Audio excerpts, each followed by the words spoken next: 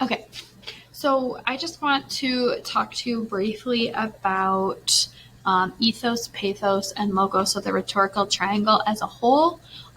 We've spent a good amount of time with each one talking about them separately, but I think the biggest thing that we want to get to in our writing, in our speaking, when we're trying to be persuasive, when we're trying to get our point across, is realizing that typically the most effective speeches, the most effective writing doesn't just use just one of them, but rather uses all of them together simultaneously. And one of the big things that we're going to be working on for a couple of days is how we use all three of them in our own writing or in our own speaking in order to be effective.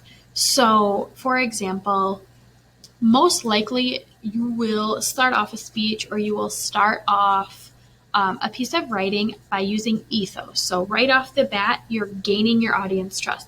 This is why you need to listen to me in the first place, right? So talking, introducing yourself, introducing your credentials, introducing the sources that you're going to be talking about, and reassuring the audience that they can trust you. And a lot of the time, that's not just going to be in saying, I have a degree in this or I have experience in this, but also things like your tone of voice. Do you sound condescending and like you're talking down to your audience, or do you sound genuine? One big way that you can do that is by relating to your audience also. We touched on that in class, but I also just think that it's important to recognize that sometimes trust is a matter of making sure your audience knows that you're similar to them in some way and that they can trust you because you've been there. And then we start to segue into formulating our arguments and persuasive elements by using logic next. So making sure we're being organized in terms of here's my claim or here's my thesis, here's what I believe, and here's why, and here is the evidence that proves that I am correct. Remember that a big part of logos also is including counter argument with that.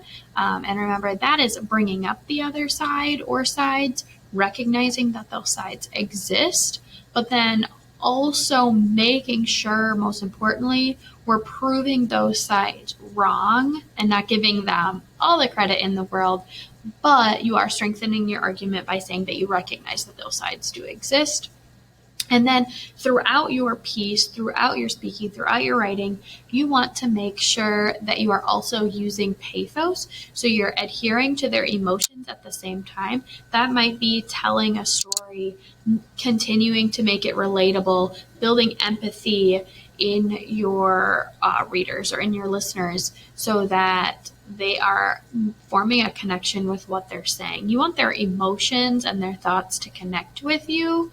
And that's where the pathos really comes into play and also can really tie into your ethos as well. So by the end, not only do they feel like what you said had an impact on them so that they believe you and want to make the change that you are encouraging them to make or whatever, but then also you've hit them with the facts, you've hit them with really credible information that they can't really refute.